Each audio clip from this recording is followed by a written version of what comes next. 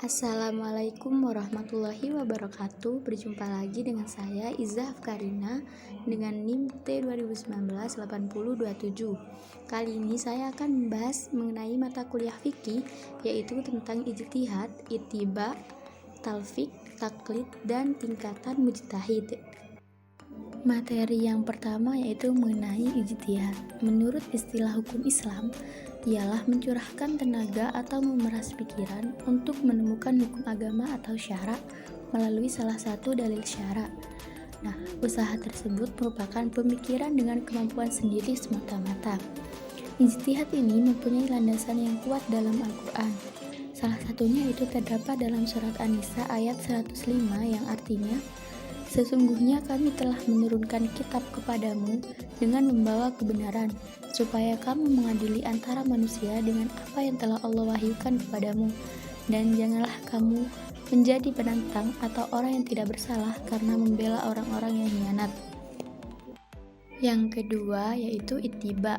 Menurut ulama usul, ittiba adalah mengikuti atau menuruti semua yang diperintahkan, yang dilarang, dan dibenarkan oleh Rasulullah SAW.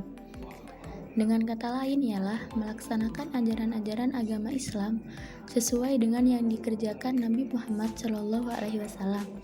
Dan dari definisi lainnya, ittiba ialah menerima pendapat seseorang, sedangkan yang menerima itu mengetahui dari mana atau asal pendapat itu.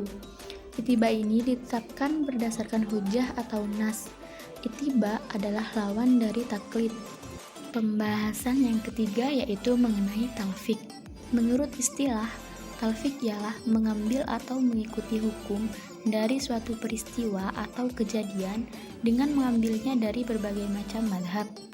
Pada dasarnya, talfik ini dibolehkan dalam agama selama tujuan melaksanakan talfik itu semata-mata untuk melaksanakan pendapat yang paling benar setelah meneliti dasar hukum dari pendapat itu dan mengambil yang lebih kuat dasar hukumnya. Selain itu, talfik juga diperbolehkan selama masih dalam satu alur. Berikutnya yaitu contoh talfik. Contohnya, dalam berwudu kita mengikuti tata cara yang sesuai dengan mazhab Syafi'i, maka dalam hal batalnya pun kita harus mengikuti pendapat mazhab Syafi'i juga. Walaupun setelah itu kita melakukan sholat sebagaimana mazhab Hanafi atau Maliki. Ada talfik yang tujuannya untuk mencari yang ringan-ringan saja, yaitu mengikuti pendapat yang paling mudah dikerjakan sekalipun dasar hukumnya lemah. Talfik semacam ini yang dicela para ulama. Jadi talfik itu hakikatnya tergantung pada niat. Yang keempat yaitu mengenai taklid.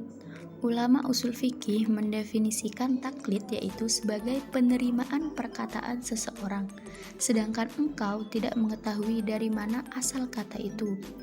Dan menurut Muhammad Rashid Ridho, taklid ialah mengikuti pendapat orang lain yang dianggap terhormat dalam masyarakat serta dipercaya tentang suatu hukum agama Islam tanpa memperhatikan benar atau salahnya, baik atau buruknya, manfaat atau mudaratnya hukum tersebut.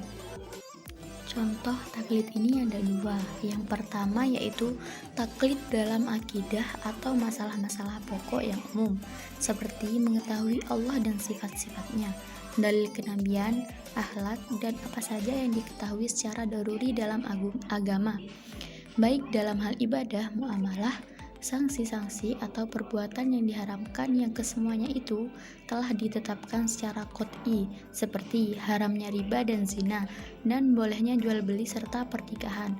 Pelaksanaan rukun-rukun Islam yang 5 dalam masalah ini, maka taklid tidak diperbolehkan menurut pendapat mayoritas ulama, karena masalah-masalah tersebut telah ditetapkan secara qot'i. Yang kedua, contoh taklid dalam masalah-masalah cabang. Bagi orang yang memenuhi persyaratan ijtihad, maka wajib baginya untuk berijtihad dan mengamalkan hasil ijtihadnya. Dan tidak dibenarkan baginya bertaklid atau mengikuti pendapat mujtahid yang lain. Ke arah inilah harus kita pahami ucapan imam-imam mujtahid ke-6 seperti Hanafi, Syafi'i, dan lain-lain yang melarang taklid.